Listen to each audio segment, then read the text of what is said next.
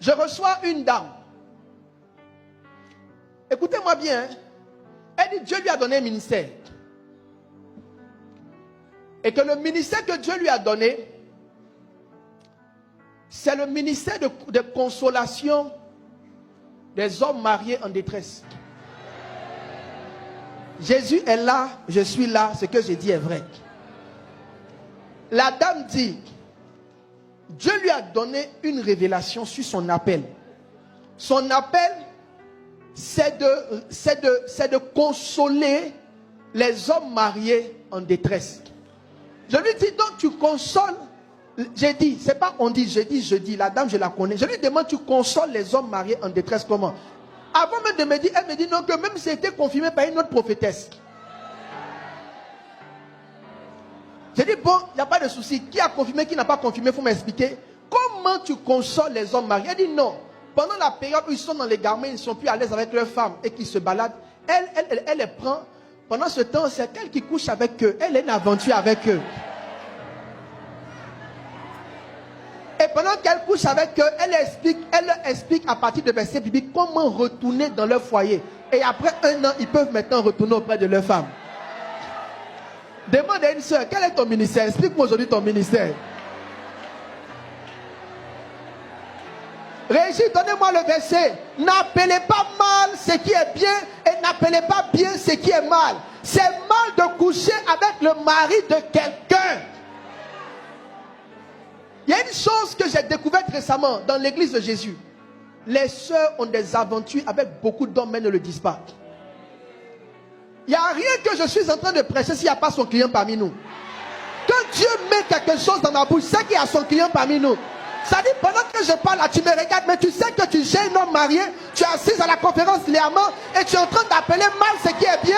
L'Esprit de Dieu me dit de te dire de sortir de cette relation, de sortir de cette relation, de sortir de cette relation. Augmente le piano, joue que j'entende, parce que l'esprit prophétique est sur moi. Je vais descendre pour aller désigner une femme qui fait ça. Je vais joue, mais...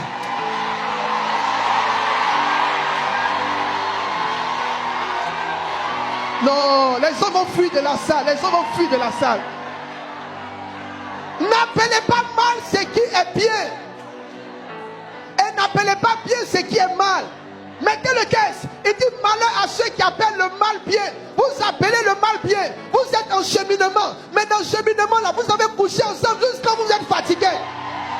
Vous appelez mal ce qui est bien. Ou bien ce qui est mal, peu importe. Il dit malheur à ceux qui appellent le mal bien. Vous voyez des chrétiennes assises devant le vin, assises devant le champagne. Elles vont finir une bouteille de vin, finir deuxième bouteille de vin, finir troisième bouteille de vin. Vous buvez le vin, vous vous saoulez au mariage des gens, vous vous saoulez dans vos moments de chill ou de quoi là. Et maintenant dimanche vous vous asseyez à l'église comme si vous n'avez rien fait. Soula!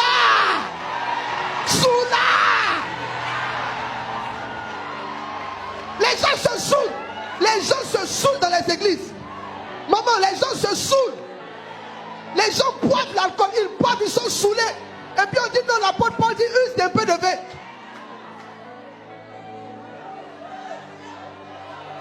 Je ne te dis pas s'il faut boire ou pas. Je dis toi quand tu bois, tu te saoules.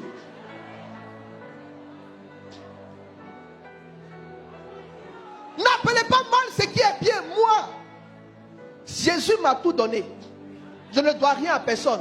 Si j'organise une fête, vous n'allez pas trouver d'alcool. Ça n'engage que moi. C'est ma conviction. Je n'ai rien à prouver à quelqu'un. Je n'ai rien à prouver à quelqu'un. Je suis pasteur. J'ai vu l'alcool détruire des foyers. J'ai vu des pères de famille rentrer dans leur maison, frapper leurs femmes après avoir bu. Si je dois mettre mon argent dans une entreprise, ce n'est pas dans cette entreprise. Pensez ce que vous voulez, ça c'est votre affaire. Je ne peux pas financer ce genre d'industrie. Je ne peux pas financer ce genre d'entreprise. Si j'ai l'argent, je vais mettre mon argent ailleurs.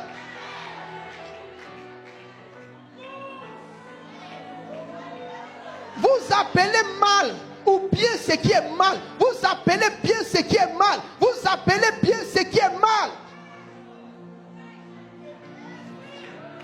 Je reçois un couple chez moi à l'église. Le pasteur leur a dit, il faut regarder la pornographie. Le pasteur me regarde la pornographie.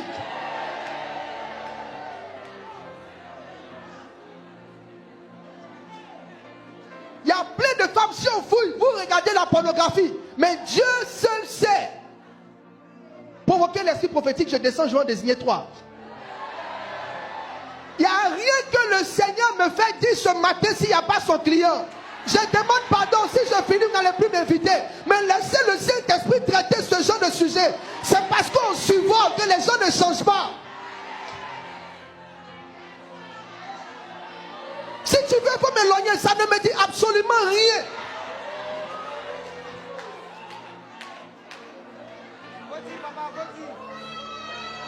Tes analyses ont montré que la pornographie est rentrée dans le corps du Christ. Les chrétiens sont dans la pornographie. Les femmes sont dans la pornographie. Vous avez des sex toys dans vos maisons. Vous avez des objets dans vos maisons. Quand vous avez froid, vous mettez ça là, il ne faut pas mettre. Je parle et puis c'est tout. Allez jeter vos sex toys. Les sex toys qui sont dans vos maisons, ces objets que vous payez, ceux qui n'ont pas l'argent payent le com-com. Allez jeter ces com-com.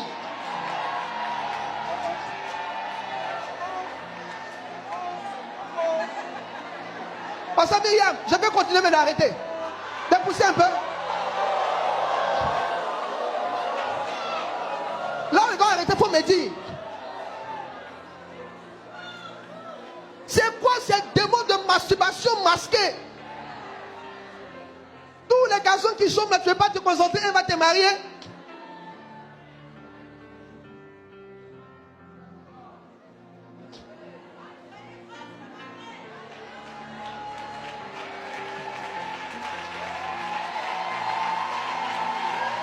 Il dit d'apporter les preuves de la transformation. Il dit si tu as changé, il faut apporter les preuves de la transformation. Qui paye ta maison? Qui paye ta maison? Qui paye ta maison? Qui paye ta maison? Pourquoi tu acceptes son argent? J'ai dit qui paye ta maison? Demande à une femme qui paye ta maison.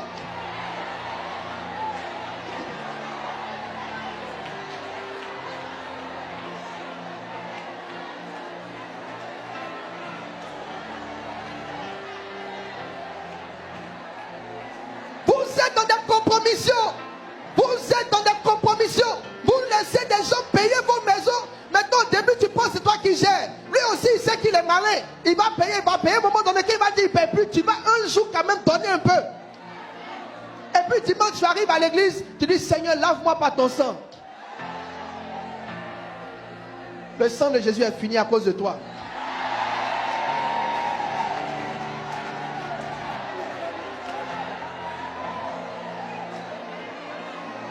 Si tu n'as pas l'argent, retourne en famille.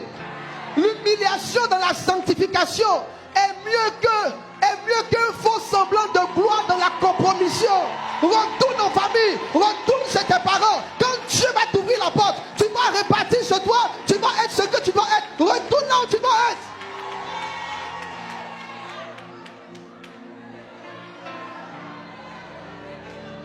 En suivant les sujets, vous appelez mal ce qui est bien. Non, on ne fait rien. C'est un tonton et même. Mais tu as déjà vu quelqu'un qui aime les gens gratuitement? Ou bien tu as une petite fille, on va tout